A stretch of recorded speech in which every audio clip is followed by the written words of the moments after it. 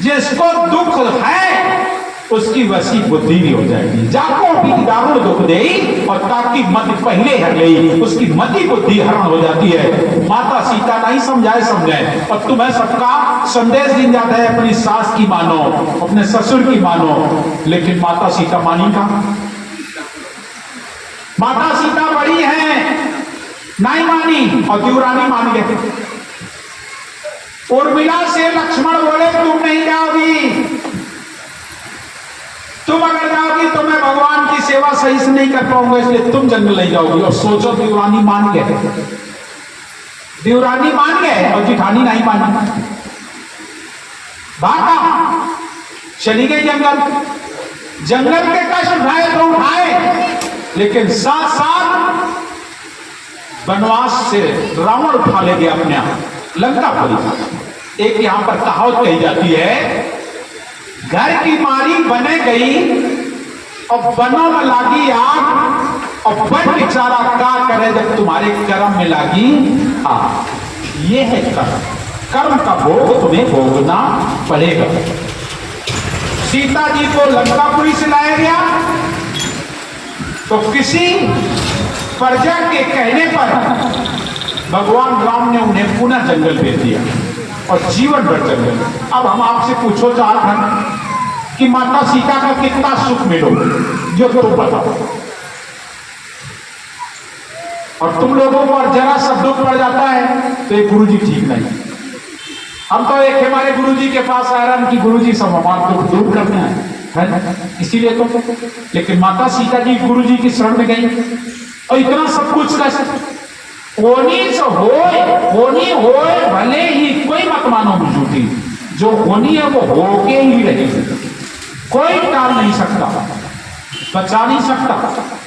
इसलिए गुरु का मतलब होता है आप अपने सदगुरु के शरण में जाएं, गुरु जी की शरण में जाएं, और गुरु जी केवल एक ही काम करने आए हैं। ये जीव तुम्हारा जो भटक रहा है इस संसार में, दुख सुख हानि लाभ जीवन मरण जस अबजस फंसा हुआ जीव, इस जीव को सार शब्द पर लेकर, सार शब्द के माध्यम से तुम्हें निज लोक, निज धाम, परम धाम, सत्यलोक, अमर लोक, जन्म और मरण के बंधन से दूर करने का कार्य करते हैं।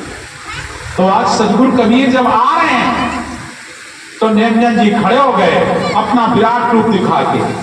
साहब बोले तुम भी, तुम्हें नहीं पता तुम ये क्या कर रहे हो? बोले मैं इस 3 लोक का राजा हूं, ये इसकी राज मुझे मिली है। साहब बोले मिली है तो हम क्या करें, आपको तो मिली है, अपनी राज अपने पास रखो। बोले मेरे राज में किसी को जाने का अधिकार नहीं, मेरे राज में जाने का किसी को अधिकार नहीं। बोले ऐसा कैसे हो सकता है, मैं तो जाऊंगा, क्योंकि जीवरा अंश पुरुष का ही, ये जीव मेरा अंश है और तुमने इस जीव को फंसा रखा है, इसलिए इस जीव को लेने के लिए मैं जा रहा हूं।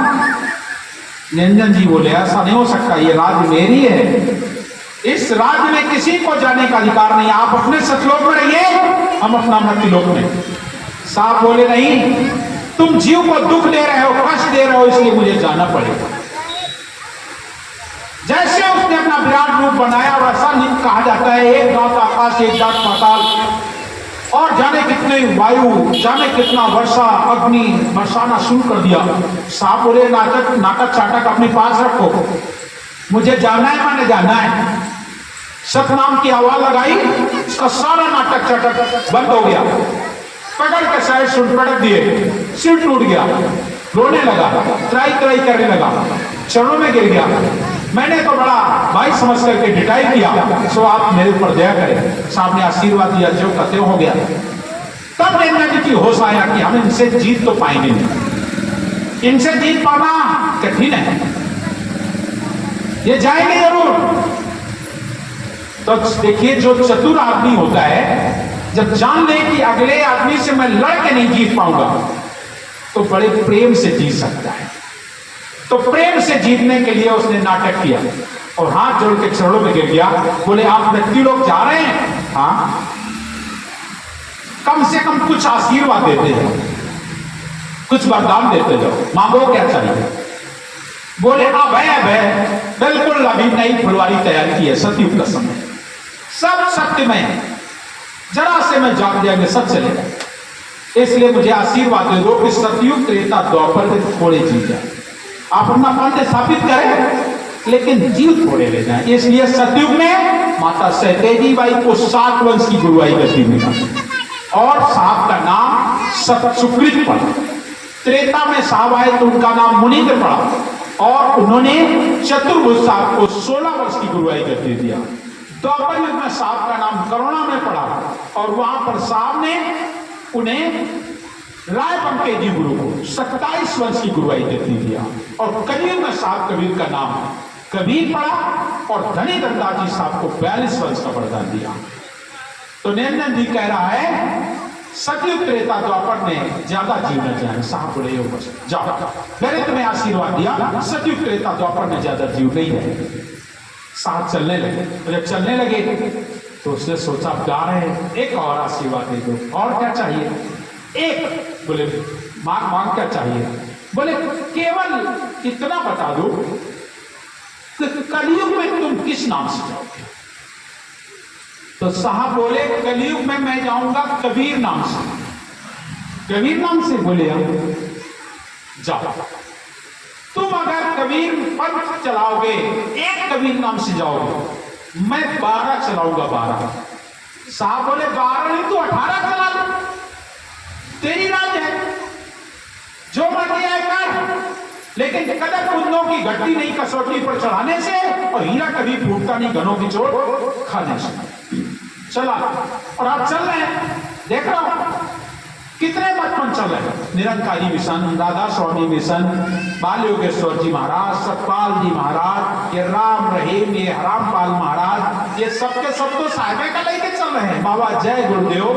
इसके अलावा कबीर पद में भी तमाम गद्दियां चल गई, कहीं फतुआ गद्दी, कहीं नारायण दास की गद्दी, कहीं खरसिया गद्दी, तो कहीं ये गद्दी, पालकी गद्दी, मूल गद्दी, ना जाने कितनी गद्दियों पर गद्दियां लोग चला रहे केवल हमारे साथ का नाम ले लेते हैं और काल के जाल में फंसाने का काम करते हैं।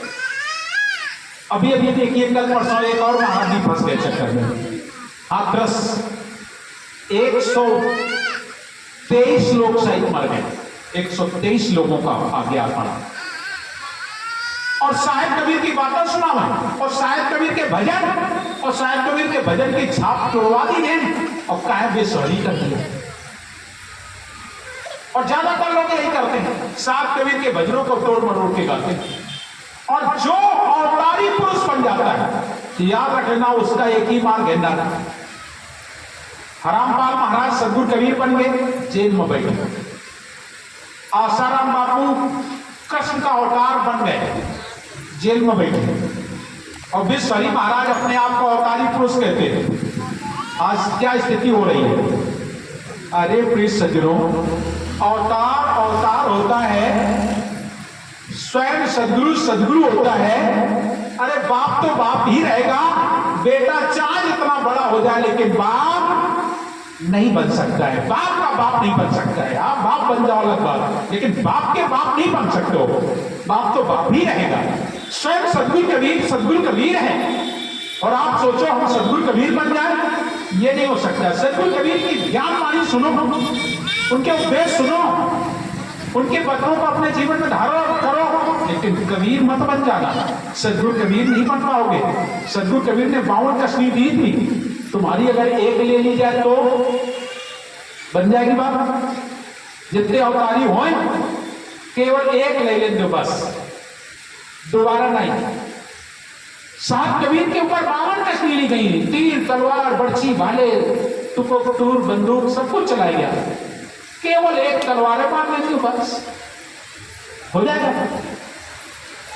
कभी नहीं हो सकते हो। साहब एक है, दूसरा ना है ना होगा, ना है ना होगा, वो था है रहेगा, लेकिन वही रहेगा। साचा एक जगत में सदगुरु भाव तारण कर यारा और सब जगत के गुरु मर ने अवतारा। अरे चीनो रे न रोई जासे मिटे तेरी जन्म देवनी आवा गवन होई। ऐसे सदगुरु को चीनो रे न रोई, ऐसे सदगुरु को पहचानो, वो सदगुरु है सच्चा, एक ही सदगुरु है।